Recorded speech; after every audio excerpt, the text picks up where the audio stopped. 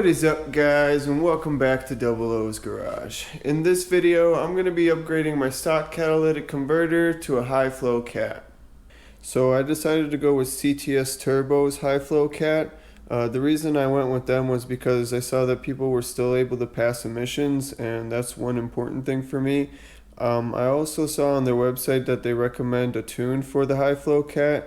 I'm not going to get one right now. I'm just going to install a O2 spacer. That way I don't get the check engine light. With that being said, let's get into the install. So the first thing that I'm going to need to do is to take off the plastic engine cover.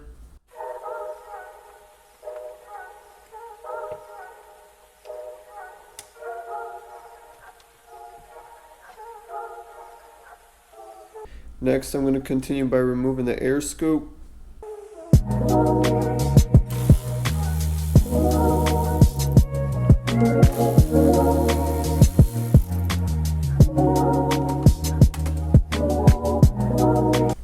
Next, I'm going to remove my heat shield.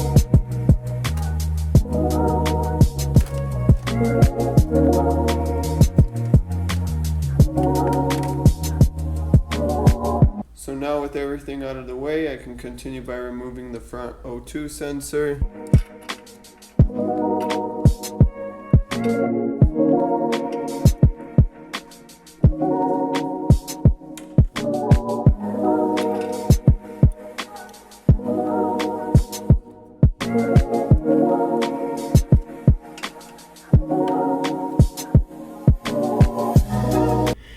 So for the rear O2 sensor, it's going to be a little bit easier to get from the bottom of the car.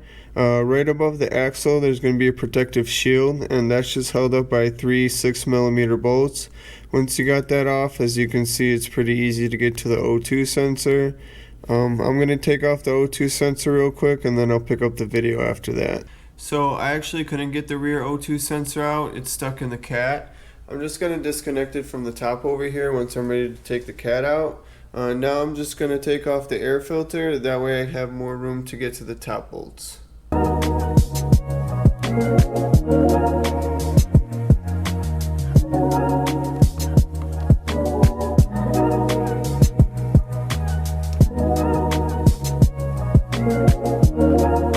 So the top three bolts that connect the cat to the turbo are going to be 17mm.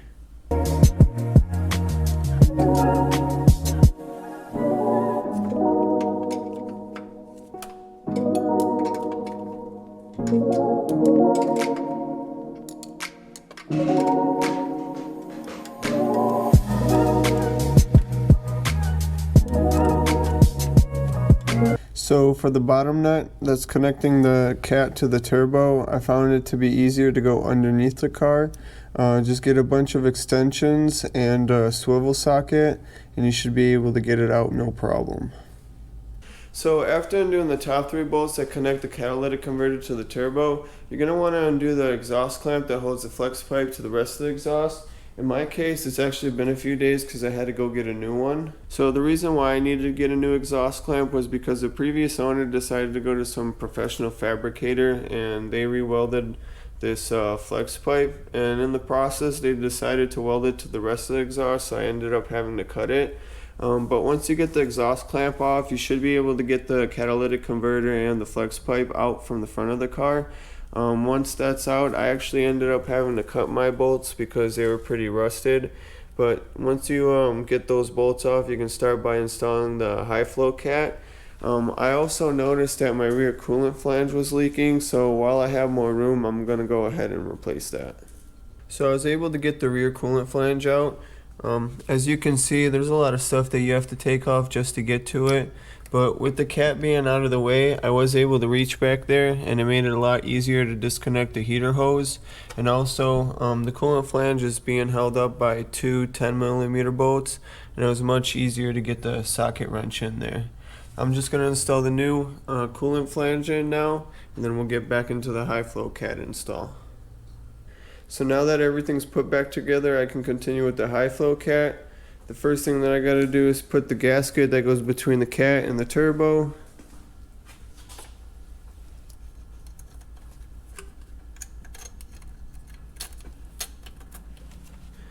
I'm also going to install the O2 spacer and the rear O2 sensor before I install the high flow cat.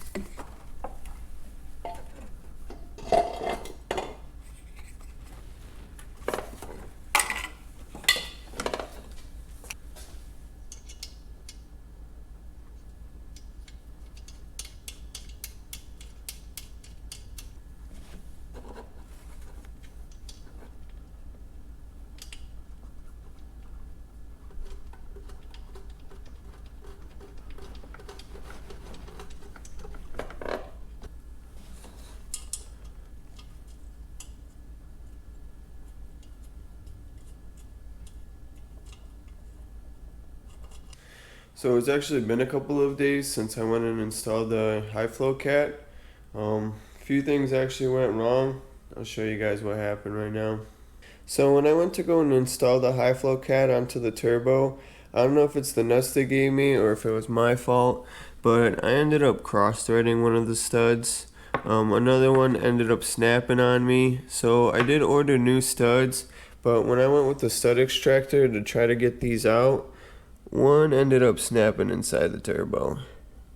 At that point, I don't know if you guys saw my Forge Motorsport turbo inlet pipe install video, but when I was making that, I noticed the turbo had some play in it. I don't know if you guys can hear this.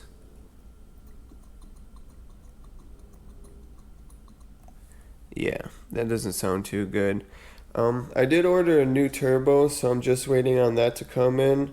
I also did order a new flex pipe, since this is probably not the best idea to be putting back into the car.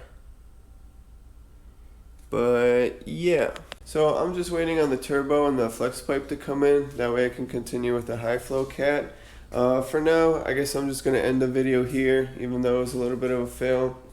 Guess things can't always go your way. But if you guys enjoyed the video, I'd appreciate it if you left a like, comment, and subscribe. And I'll see you in the next one. Peace!